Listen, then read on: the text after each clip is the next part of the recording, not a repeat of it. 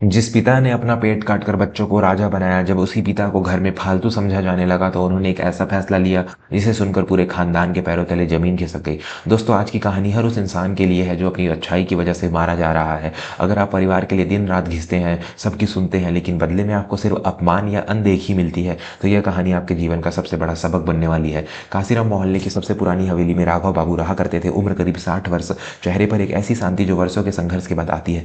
राघव बाबू इस घर की नींव थे। जब उनके पिता का देहांत हुआ था तब राघव बाबू की उम्र महज 20 साल थी। अपने छोटे भाई सुरेश और छोटी बहन सीमा की जिम्मेदारी, बूढ़ी माँ का इलाज और खानदानी कर्ज, सब कुछ राघव बाबू के अपने कंधे पर उठाया था। अपनी जवानी, अपने सपने, अपनी इच्छाएं, सब कुछ उन्होंने परिवार की भट्टी में झोंक दिया था। आज राघव बाबू का परिवार भरा पूरा था। उनका बेटा रोहन अब बड़ा हो चुका था, शहर में अच्छी नौकरी करता था। छोटा भाई सुरेश भी अब दुकान संभालता था। घर में बहुएं थी, नाती पोते थे। ऊपर से देखने पर यह एक आदर्श परिवार लगता था, लेकिन इस आदर्श परिवार के अंदर एक दीमक लग चुकी थी, और वो दीमक थी राघव बाबू को हल्के में लेने की आदत। क्योंकि राघव बाबू हमेशा उपलब्ध रहते थे। किसी को पैसे चाहिए, राघव बाबू दे देंगे। घर में झगड़ा हुआ, राघव बाबू सुलझा देंगे। बहू को कहीं जाना है, राघव बाबू बच्चे संभाल लेंगे। उनकी अच्छाई, उनकी उपलब्धता ही उनकी दुश्मन बन गई थी। परिवार के लोग अब उनका असम्मान नहीं करते थे, बस उनका इस्तेमाल करते थे। एक दिन की बात है, रविवार की सुबह थी। नाश्ते की मेज पर सब बैठे थे। रोहन अपने चाचा सुरेश से बात कर रहा था। चाचा जी, वो पुराना वाला जो पुश्तैनी प्लॉट है ना शहर के बाहर, मुझे लगता है उसे बेचकर हमें नई गाड़ी और फ्लैट ले लेना चाहिए। अब वहाँ कौन कौन जाएगा खेती करने। राघव बाबू अखबार पढ़ रहे थे। उन्होंने चश्मा नीचे किया और बड़े ही शांत स्वर में कहा, बेटा, वो जमीन तुम्हारे दादाजी की आखिरी निशानी है, और फिर बुरे वक्त में जमीन ही सोना बनती है। उसे बेचना समझदारी नहीं होगी। रोहन ने बड़ी ही बेरुखी से पिता की तरफ देखा और एक ऐसा वाक्य कहा जो किसी तीर की तरह राघव बाबू के सीने में गड़ा। पिताजी, प्लीज आप बीच में मत बोलिए। आपको आज की इन्वेस्टमेंट और मार्केट की कोई समझ नहीं है। आप अपना अखबार पढ़िए, हम लोग फैसला कर लेंगे। आप हर बात में टांग अड़ाकर काम खराब कर देते हैं। मेज पर सन्नाटा छा गया, लेकिन यह सन्नाटा राघव बाबू के सम्मान के लिए नहीं था। छोटा भाई सुरेश, जिसे राघव ने गोद में खिलाकर बड़ा किया था, वो भी हंसते हुए बोला, हाँ भैया, रोहन सही कह रहा है। अब आप बूढ़े हो गए हैं, फैसले हम पर छोड़ दीजिए। आप बस आराम करो, क्यों व्यर्थ की चिंता पालते हो। राघव बाबू ने एक शब्द नहीं कहा। उन्होंने अपने चाय की कप नीचे रखा, अखबार को मोड़ा और चुपचाप अपने कमरे में चले गए। उस दिन न तो उन्होंने किसी को डांटा, नहीं अपनी कुर्बानियों की दुहाई दी। बस एक अजीब सी खामोशी उनके चेहरे पर थी। परिवार वालों ने सोचा, अरे बुढ़े की आदत है, बुरा लग गया होगा, शाम तक ठीक हो जाएंगे। उन्हें लगा राघव बाबू की नाराजगी 2 घड़ी की है, फिर से वो वही मददगार पिता बन जाएंगे। लेकिन वे नहीं जानते थे कि इंसान तब नहीं बदलता जब उसे प्यार मिलता है। इंसान तब बदलता है जब उसे उसकी औकात दिखाई जाती है। चाणक्य कहते हैं, जब आपके शब्दों की कदर ना हो तो वहां उपहार में अपनी खामोशी दे देनी चाहिए। दोस्तों, कहानी में आगे क्या हुआ, कैसे राघव बाबू की इस चुप्पी ने पूरे घर में भूचाल ला दिया, यह जानने से पहले अगर आप भी मानते हैं कि घर के बड़ों का सम्मान भगवान की पूजा से बढ़कर होता है, तो अभी इस चैनल को सब्सक्राइब कर लें और बेल आइकन दबाएं।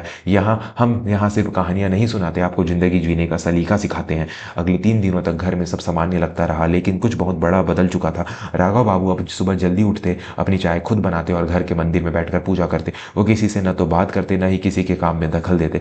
मंगलवार की शाम को घर में एक बड़ा कलेश हो गया। सुरेश की पत्नी और रोहन की पत्नी के बीच गहनों को लेकर कहासुनी हो गई। बात इतनी बढ़ गई कि दोनों एक दूसरे के मुंह नोचने को तैयार थी। हमेशा ऐसे मौकों पर राघव बाबू आकर अपनी सूझबूझ से मामला शांत करा देते थे। रोहन दौड़कर राघव बाबू के कमरे में गया। पिताजी, बाहर आइए ना, चाची और सुमन लड़ रहे हैं, आप ही उन्हें समझा सकते हैं, वो किसी और की नहीं सुनेंगी।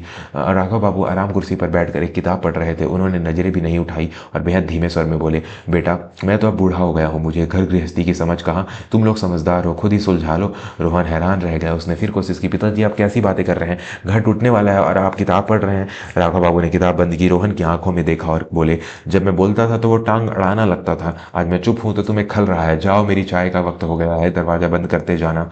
रोहन के पास कहने को कुछ नहीं था। उस दिन घर में जमकर हंगामा हुआ। झगड़ा शांत तो नहीं हुआ, लेकिन मन में गांठें पड़ गई। राघव बाबू की अनुपस्थिति में सबको महसूस करवा दिया कि वो उस घर की छत थे जिसके बिना दीवारें धूप और बारिश में तपने लगती थी।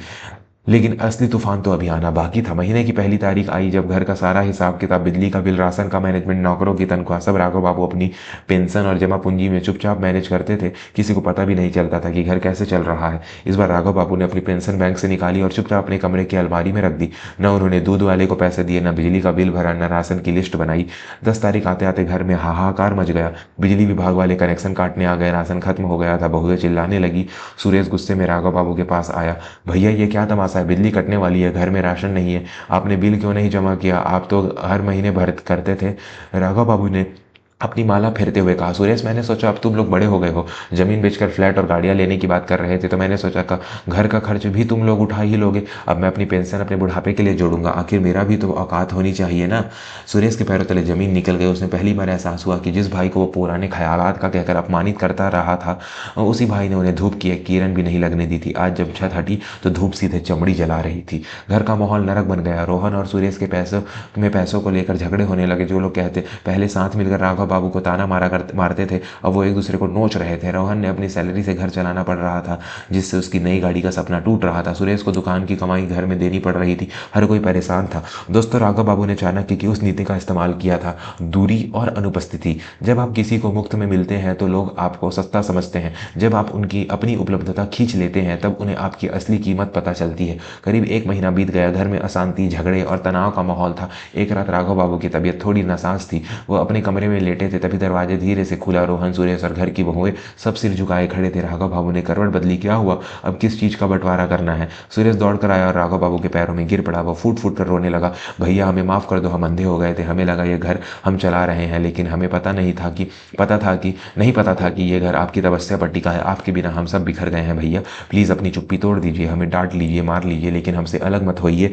रोहन भी रोते हुए बोला, पिताजी मैंने उस दिन जो कहा उसके लिए मैं बहुत शर्मिंदा हूँ। मुझे लगा था मैं कमाता हूँ तो मैं बड़ा हो गया हूँ, लेकिन आज समझ आया कि कमाना आसान है, लेकिन परिवार को जोड़ कर रखना और पिता बनना बहुत मुश्किल है। आप सही थे, वो जमीन हमारी इज्जत है, हम कुछ नहीं बेचेंगे, बस आप फिर से घर की डोर थाम लीजिए। राघव बाबू ने कुछ पल सबको देखा। उनकी आंखों में भी नमी थी, लेकिन इस बार वो भावुकता में पिघले नहीं।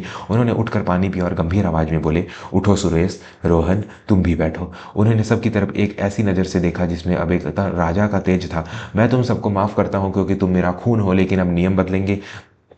अब तक मैं फर्ज समझकर सब करता था, इसलिए तुम्हें लगा कि यह मेरी मजबूरी है। अब मैं जो करूंगा वो मेरी मर्जी होगी। उन्होंने आगे कहा, मेरा सम्मान इस घर में सबसे ऊपर होगा। अगर मेरी राय मांगी जाएगी तभी मैं बोलूंगा, और अगर किसी ने दोबारा मेरी आवाज़ दबाने की कोशिश की तो याद रखना, इस बार मैं खामोश नहीं रहूंगा, मैं हमेशा के लिए चला जाऊंगा। और रही बात पैसों की, तो अब घर का खर्च तुम सब मिलकर उठाओगे, मैं सिर्फ मार्गदर्शन करूंगा, क्योंकि जब तक बोझ कंधों पर नहीं आता इंसान को रास्ते की कदर नहीं होती। सबने हाथ जोड़कर उनकी शर्तें मानी। उस दिन के बाद से राघव बाबू का कद उस घर में भी किसी भगवान से कम नहीं था।